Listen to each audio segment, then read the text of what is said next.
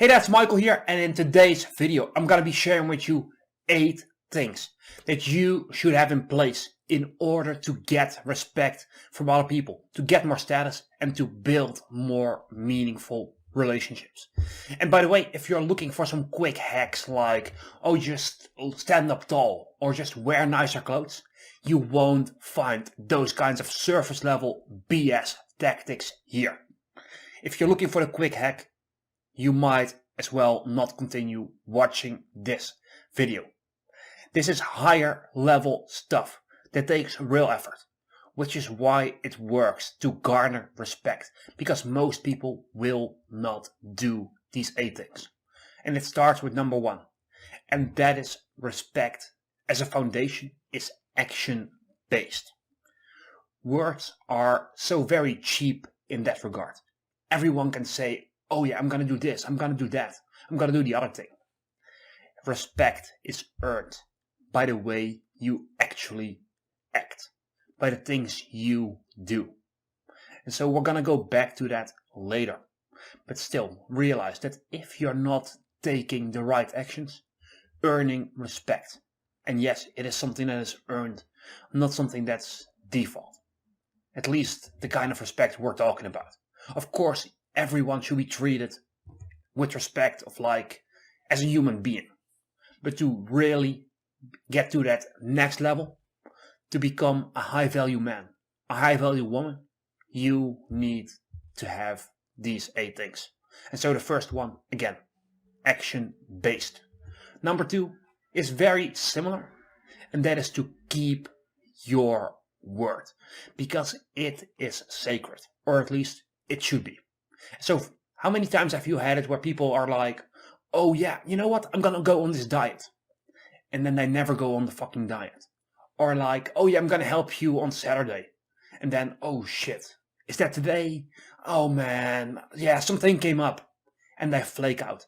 How many times have you met up with someone and you're like, you know, let's meet on 2 p.m. And you're there, you're checking your watch and it's like, they're not here and it's 2 p.m. Guess what?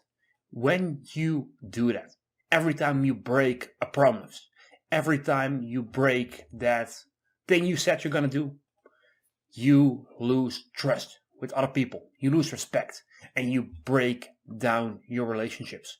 So if you want to have more respect from other people, if you want to have more trust from other people, and if you want more meaningful relationships, then always keep your word. So meaning, if you set a meeting, a time, you be there early. If you have an agreement of what kind of work you do for someone, deliver it ahead of schedule, do more work and do a better job than you promised.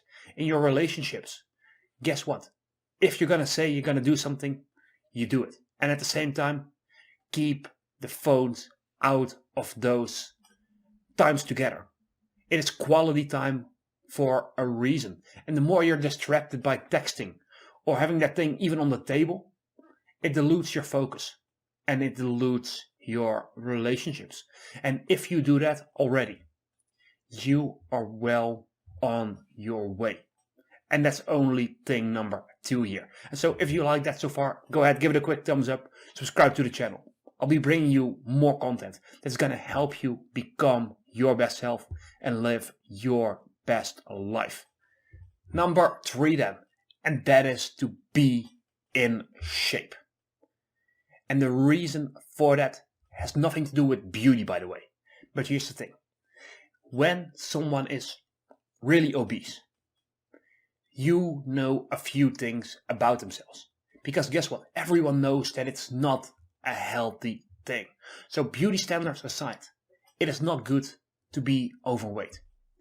And guess what? If someone is overweight, it shows that they don't really respect themselves. Because otherwise, they would get in shape. They would lose the weight, they would exercise more, they would eat better, and they wouldn't be looking like that.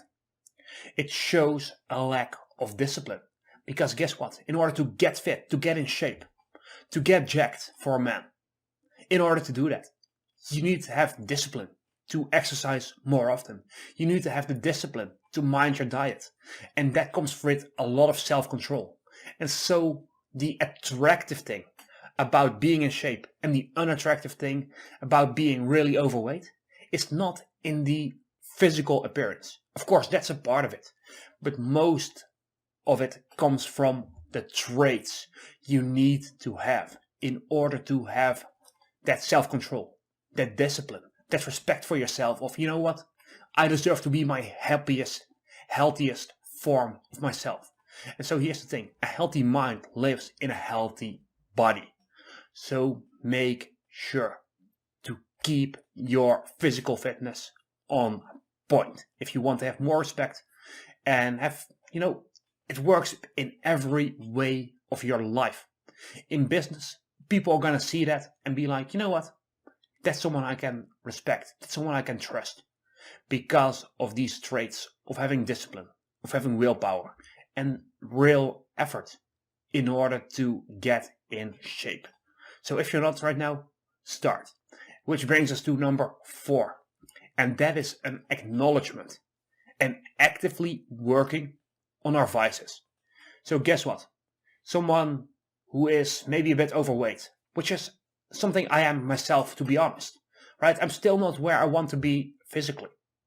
And back in my late teens or early 20s, it was even worse. But guess what? I realized, you know what? This is not acceptable. I should work harder to get in shape. I acknowledge it and I exercise every single day now. And I already lost like 2 kilograms. That's something that is commendable. That's something that's respectable. And so if you have someone who is, not accepting of some of their flaws, is not working towards bettering themselves, that's, again, a severe lack of some self-awareness, as well as the willingness to improve, to get better, right? So if you know, and people know, right? We know we have some bad habits. We know we have some bad character traits about ourselves. But if people are just not willing, and they're just repeating the same thing over and over again, that's a very bad sign.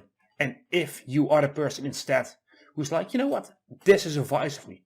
For example, for me, another one would be that when I would drink, I would drink too much. And so at some point a few months ago, I said, you know what, it's done. I'm not drinking anymore. And I haven't drank a single drop of alcohol ever since.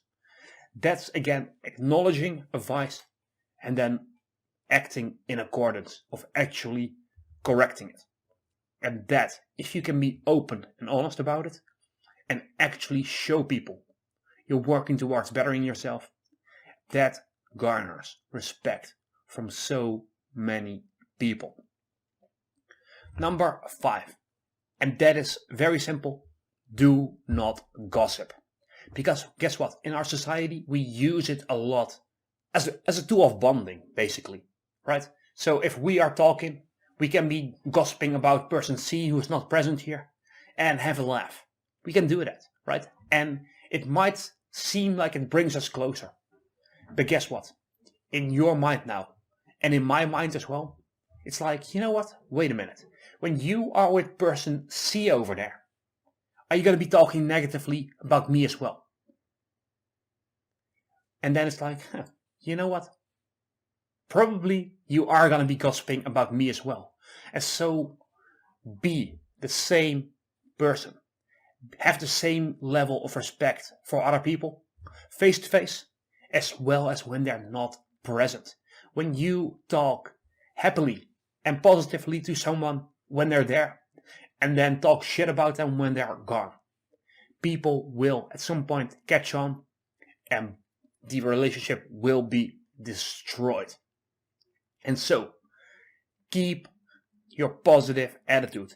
If you like someone and someone is gossiping or talking crap about them behind their back, be that person who stands up and says, you know what, they're not here to defend themselves. Let's not do this. Let's not talk this shit. Right? Or you be the person who says like, you know what, that's not true. They actually have a great character. This is actually the truth. Right? Defend these people behind their backs instead of criticizing them. And that's a key way to keep someone's trust, to keep someone's friendship, to keep a relationship alive. Because that gossip, it kills relationships. It is literally a form of fucking poison. Number 6, and that is positivity. Nobody likes to be around some negative Nancy.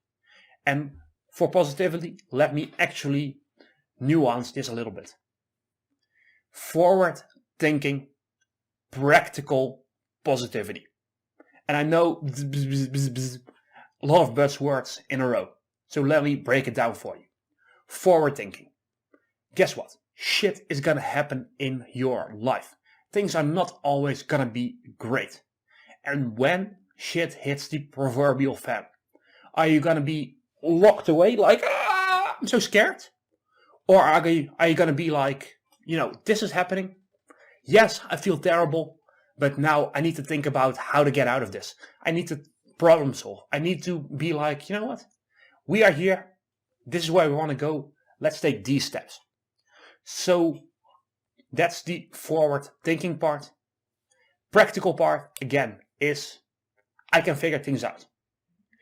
Positivity and optimism is not just like, oh, everything is going to be great in my life.